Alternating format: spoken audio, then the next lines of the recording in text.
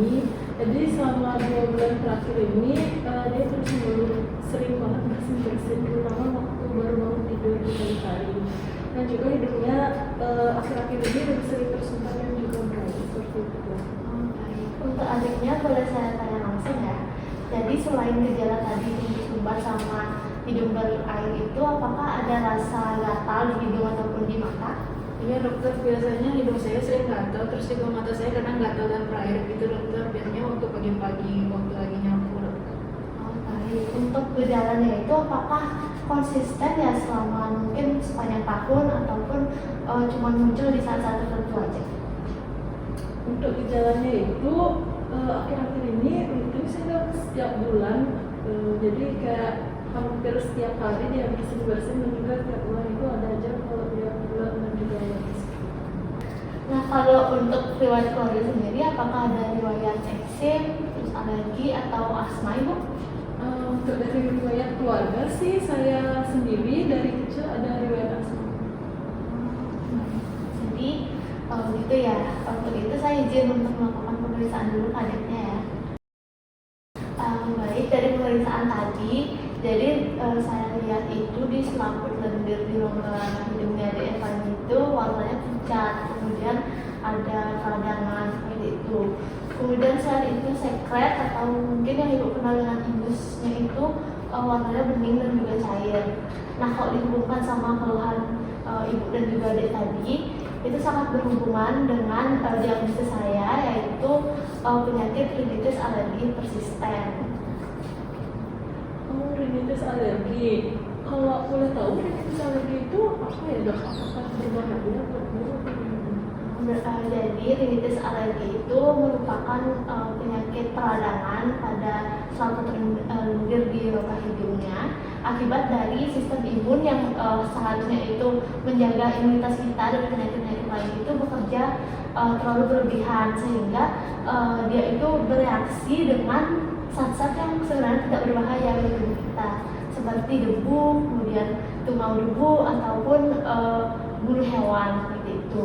Nah, sebenarnya penyakit ini tuh tidak berbahaya, tetapi kalau tidak ditangani sesegera mungkin atau dibiarkan gitu saja, itu bisa saja mengganggu aktivitas sehari-harinya adik Fani.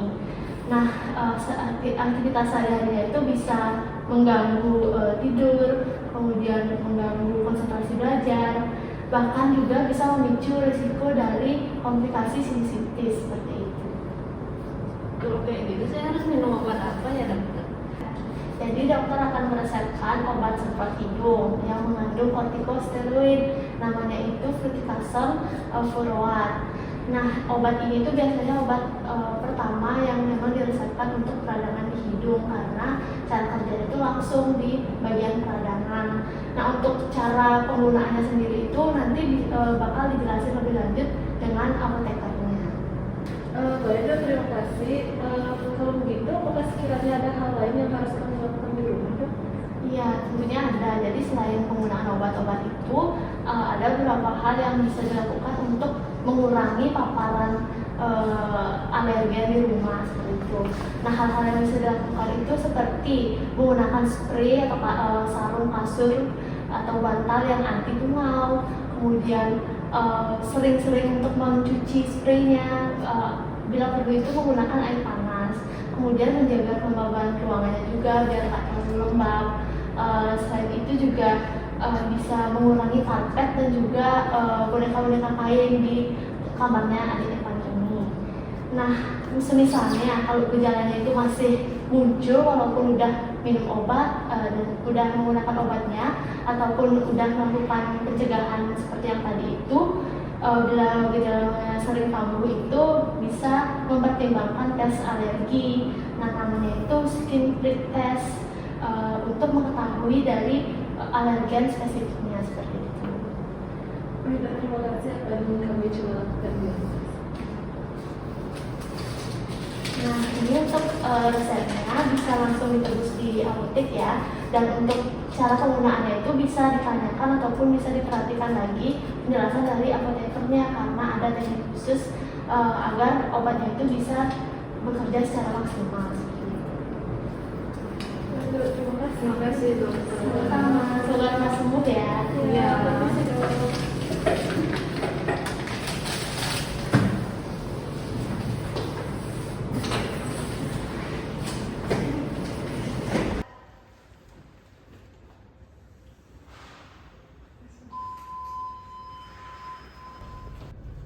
Tiga aja.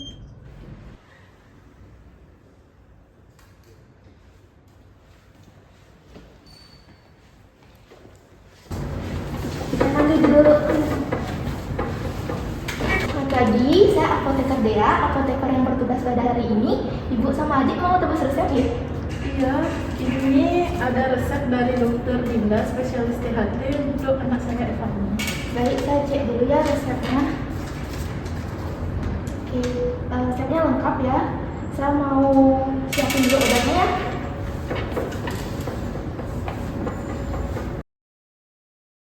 Tapi sebelumnya saya ada mau tanya beberapa hal dulu ya. Untuk adiknya pernah ada riwayat alergi obat ya Ibu? Atau mungkin keluarganya pernah ada riwayat alergi obat? Tidak ada. Baik, untuk apakah adiknya juga pernah ada konsumsi obat secara rutin ya? Seperti multivitamin mungkin atau obat herbal? Terus juga apakah adiknya ada cedera di bagian area hidung mungkin? Tidak ada. Baik, hal tersebut saya tanyakan karena obat ini itu bekerja langsung pada bagian dalam, di mana kalau semisal ada cedera atau pernah ada operasi sebelumnya itu perlu dilakukan penanganan khusus. Sekarang saya jelasin ya Ibu, Adi tentang obatnya, di mana ini itu obatnya namanya fluticasone furoate, di mana dia itu termasuk ke golongan obat keras, tergolong ke kortikosteroid, yang penggunaannya itu khusus untuk digunakan di bagian area hidung. Kortikosteroid itu apa ya? Untuk kortikosteroid sendiri itu merupakan jenis obat anti radang yang cukup kuat, di mana obat ini itu bekerja langsung pada selaput lendirnya edik. Terus juga di mana fungsi obat ini itu untuk mencegah adanya peradangan di bagian hidung, seperti adanya bersin-bersin atau juga gatal-gatal akibat reaksi alergi. Untuk penggunaan obatnya sendiri itu berapa kali sehari ya?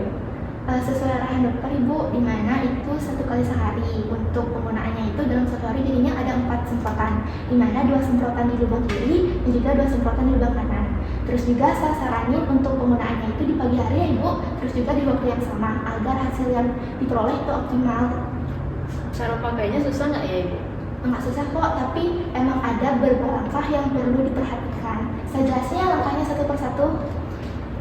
Jadi penggunaannya itu yang pertama itu perlu dikocok dulu ya obatnya. Terus yang kedua, karena ini baru pertama kali penggunaan ya, jadinya itu perlu disemprotin dulu ke udara sekitar 10 kali. Lalu setelah itu baru dipakai di bagian area hidung. Oh, jadi itu disemprotin dulu ke udara, nggak langsung ke hidung gitu ya? Betul sekali Ibu, karena hal tersebut dilakukan supaya pompa yang ada di obat ini itu terisi penuh dengan obat dengan benar. Lalu ujung jarinya itu bisa ditutupinnya ke lubang hidungnya, kemudian kepalanya condong ke depan, terus untuk ujung aplikatornya dimasukin ke lubang yang satunya. Untuk arah dari ujung aplikator sendiri itu jangan ke bagian sekat hidung ya, kalau bisa ke bagian arah luar kulit telinga. Karena kalau kelamaan ke arah dalam itu bisa menyebabkan luka atau bahkan lubang. Oh, jadi nggak boleh lurus ke tengah ya Ibu? Terus sekali kalau bisa arahnya keluar ya. Terus juga kalau udah disemprotin 1 kali itu ditarik napasnya lewat hidung, kemudian keluarin lewat mulut. Ulangi lagi di langkah di lubang yang selanjutnya. Lalu nanti setelah pemakaian alat ini itu nanti dibagaimana alatnya? Apakah ada cara penggunaan khusus lainnya sih? Baik, kalau setelah dipakai itu bisa dibersihin ya ujung aplikatornya pakai tisu basah. Terus juga jangan sampai sesekali itu bersihin ujung aplikatornya pakai benda tajam kayak paru peniti atau benda tajam lainnya, karena itu dapat menyebabkan alatnya rusak. Terus kalau misalnya dia lupa 1 kali gimana? Kalau misalnya lupa ya itu bisa dipakai kalau ingat ya, tapi jangan pernah sesekali untuk menggandakan dosisnya karena itu dapat berisiko fatal. Ibu dan Evani juga perlu tahu efek samping yang mungkin muncul. Itu biasanya efek samping yang muncul itu ada rasa perih atau kering, terus juga kadang sempat mimisan. Kalau misal ada efek samping tersebut itu bisa dibiarin saja karena efek samping itu akan berkurang seiring waktu. Kalau misalnya nanti mimisannya itu terus-menerus dan juga jangka waktunya lama itu kira-kira gimana ya penanganannya? Apakah harus dihentikan obatnya atau gimana? Jika mimisannya itu berlangsung terus-menerus, terus ada timbul bercak putih di hidung ataupun di tenggorokan, itu bisa dikonsultasikan dulu kepada dokter atau apoteker. Misalnya nanti mimisannya itu berlangsung secara terus-menerus dan jangka waktunya lama, kira-kira nanti penggunaan obatnya itu langsung dihentikan atau bagaimana ya penanganannya? Kalau hal tersebut terjadi, kalau misal ada mimisan secara berulang, terus disertai dengan adanya tanda bercak putih pada bagian hidung atau tenggorokan, bisa segera diberhentikan ya penggunaannya, terus konsultasi juga ke dokter. Karena itu bisa aja tanda infeksi adanya jamur atau gangguan pada sekat hidung. Terus juga ibu sama adik perlu perhatiinnya penyimpanannya di mana obat ini itu disimpan di ruangan tertutup, terus juga jangan terkena sinar matahari, terus kalau setiap kali dipakai itu harus dikocok terlebih dahulu. Terima kasih atas informasinya. Lalu sekiranya apakah ada obat lain yang nggak boleh dikonsumsi bersamaan dengan obat ini? Baik, karena Evani saat ini nggak ada konsumsi obat lainnya, tapi kalau misal nanti ada perlu obat anti jamur seperti ketoconazole atau obat antibiotik seperti clarithromycin, itu perlu dikonsultasikan dulu kepada dokter atau apoteker ya, karena kalau memakai obat-obatan tersebut dapat menggandakan atau meningkatkan dosis ini. Lalu selain memakai obatnya, itu adik Evani juga bisa ada beberapa hal yang bisa dilakukan. Itu yang pertama, bisa seperti yang dikatakan oleh dokter tadi, itu bisa untuk mengurangi paparan debu di rumah. Yang kedua itu bisa untuk mencuci hidung terlebih dahulu sebelum menggunakan obat dengan menggunakan larutan NaCl 0,9%. Sebelum saya tutup, bisa adik ulang cara penggunaan obat ini ya, supaya saya bisa pastikan kalau adik itu paham tentang cara penggunaan obat ini. Nah, Ibu, jadi itu yang pertama kan dikocok dulu botolnya, habis itu disemprotin dulu ke udara, habis itu nanti dibuang dulu ingusnya, terus ditutup dulu salah satu lubang hidungnya, baru habis itu dicondongin kepalanya ke depan, baru habis itu nanti dimasukin botolnya ini, habis itu disemprotinnya itu ke arah luar bukan ke arah tengah, baru habis itu nanti disemprotinnya itu 2 kali, terus habis itu dilakukan juga di lubang yang di sebelahnya. Terus dilakukannya itu habis disemprotin, ditarik nafas pelan-pelan, terus habis itu dibuang ke napasnya lewat mulut. Terus habis itu dilakukannya itu di pagi hari sekali aja. Baik, betul sekali, tapi mungkin ada satu tambahan ya, kalau udah selesai digunain, itu ujung aplikatornya bila pakai tisu basah, terus disimpan di udara yang sejuk atau tidak terkena sinar matahari langsung. Oh, seperti itu. Baik, terima kasih atas penjelasannya, sangat membantu.